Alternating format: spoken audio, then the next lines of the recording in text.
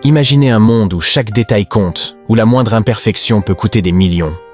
Bienvenue chez Sarkozy Couture, l'empire impitoyable de la mode dirigé par Salomon Sarkozy, un PDG millionnaire connu pour son œil critique et son intransigeance. Mais ce soir, lors d'un prestigieux gala, l'inattendu va bouleverser toutes les certitudes. Quand une simple assistante, souvent moquée pour son manque de style, fera une entrée qui laissera tout le monde sans voix. Ce qui devait être une humiliation publique va se transformer en leçon de vie. Préparez-vous à découvrir une histoire où la persévérance triomphe des préjugés et où le véritable talent se révèle sous les apparences les plus modestes. Salomon Sarkozy, PDG millionnaire de Sarkozy Couture, était un homme de pouvoir redouté dans le monde de la mode. À 42 ans, il avait construit son empire à partir de rien, avec une ambition dévorante et un sens aiguisé des affaires. Son allure imposante, toujours vêtu de costumes sur mesure, son visage anguleux et son regard perçant faisaient de lui une figure intimidante. Sarkozy était connu pour son exigence extrême. Rien ne lui échappait. Une couture mal placée, une couleur décalée, un tissu de qualité moindre, tout était scruté avec la minutie d'un orfèvre. Sa devise, le succès ne tolère pas l'approximation. Louise Simon, en revanche, évoluait presque invisiblement dans cet univers impitoyable.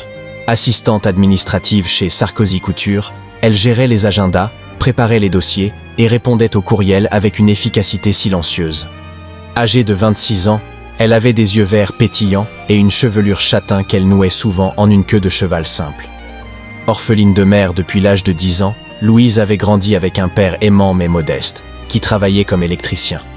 Elle avait toujours eu un œil particulier pour la mode, dessinant des croquis dans ses cahiers d'écolière et imaginant des tenues inspirées par son quotidien.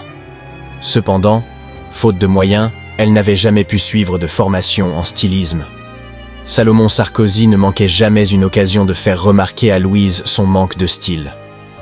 Un jour, alors qu'elle lui apportait un dossier urgent en salle de réunion, il la fixa de son regard perçant devant toute l'équipe. « Dites-moi, mademoiselle Simon, votre chemisier a-t-il survécu à une guerre mondiale, ou est-ce juste un hommage au vintage ?» Des rires étouffés résonnèrent autour de la table. Louise sentit ses joues s'empourprer, mais elle répondit avec douceur.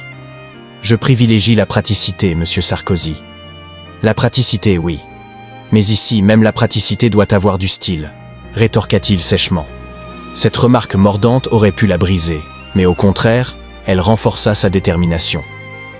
Lorsque Louise reçut une invitation officielle au gala de charité organisé par Sarkozy Couture, elle pensa d'abord à une erreur. Jamais une simple assistante n'avait été conviée à un tel événement.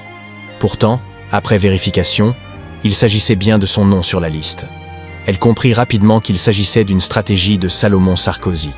Peut-être voulait-il la mettre mal à l'aise, la ridiculiser publiquement. Amélie, sa meilleure amie et styliste indépendante, refusa de laisser Louise se défiler.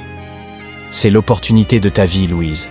Si Salomon pense te déstabiliser, montre-lui qu'il se trompe. » Pendant des jours, Amélie travailla sur une robe unique. Une pièce d'exception en soie bleu nuit, délicatement brodée de fils argentés, avec une coupe fluide et élégante qui sublimait la silhouette de Louise. Le château de Versailles brillait sous les lustres en cristal. Les plus grandes personnalités de la mode s'y pressaient, vêtues de créations de haute couture. Lorsque Louise fit son entrée, une onde de silence parcourut la salle. Sa silhouette gracieuse, enveloppée dans la robe créée par Amélie, captiva l'attention. Salomon Sarkozy, en pleine conversation avec un grand créateur italien, leva les yeux. Il mit quelques secondes à reconnaître son assistante. « Impossible !» murmura-t-il, ses traits durs se figeant. Rapidement, Louise devint le centre de l'attention. Un journaliste de mode, préparant un article sur les nouveaux talents, l'interrogea sur sa tenue. « Ma robe a été créée par Amélie Dubois, une styliste indépendante talentueuse », répondit-elle avec humilité. Son discours sur la mode accessible, son approche inclusive et son histoire émouvante touchèrent les invités. Impressionné malgré lui, Salomon Sarkozy convoqua Louise dès le lendemain dans son bureau. « Vous avez attiré l'attention hier soir. Vous avez plus de potentiel que je ne le pensais. Je veux voir ce dont vous êtes réellement capable, » déclara-t-il en lui offrant un poste d'assistante styliste. Louise saisit cette opportunité avec détermination.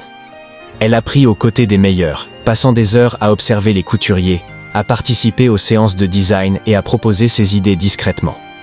Sa première vraie chance survint lors d'un défilé.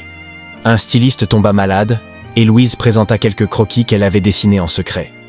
Salomon, pressé par le temps, accepta de tester une de ses créations. La robe reçut des critiques élogieuses. Sa modernité mêlée à une touche intemporelle séduisit les journalistes et les acheteurs. Avec le temps, Louise gagna la confiance de Salomon. Elle devint styliste à part entière, puis directrice artistique. Son approche novatrice transforma l'image de Sarkozy Couture, rendant la marque plus accessible tout en conservant son aura de luxe. Elle initia des collaborations avec de jeunes créateurs, proposa des collections plus inclusives et lança des lignes de prêt-à-porter abordables. Amélie fut intégrée à l'équipe en tant que styliste principale, concrétisant ainsi leurs rêves communs. Salomon, d'abord sceptique, vit son entreprise prospérer grâce aux idées de Louise. Il se montra plus humain, plus à l'écoute, apprenant de son ancienne assistante la valeur de l'humilité et de l'ouverture. Louise Simon devint une légende. Son parcours, de l'assistante moquée à la directrice artistique acclamée, inspirait des milliers de personnes. Elle fut invitée à des conférences, donna des interviews et devint le visage du renouveau de Sarkozy Couture. Salomon Sarkozy, désormais mentor bienveillant, n'hésitait pas à reconnaître ses erreurs passées. Le plus grand talent de mon entreprise se cachait derrière une apparence modeste. J'ai appris qu'il ne faut jamais sous-estimer ceux qui observent en silence, disait-il souvent lors de ses discours. Ainsi, l'histoire de Louise Simon devint une preuve vivante que le talent, associé à la persévérance, pouvait renverser les préjugés et ouvrir les portes des plus grands succès. Ne sous-estimez jamais ceux qui se tiennent en retrait, car c'est souvent dans l'ombre que naissent les plus grandes lumières. L'apparence peut tromper, mais le talent, la persévérance et l'humilité finissent toujours par éclater au grand jour. Cette histoire nous rappelle qu'il ne faut jamais juger un livre à sa couverture, car les plus belles surprises se cachent parfois derrière la simplicité.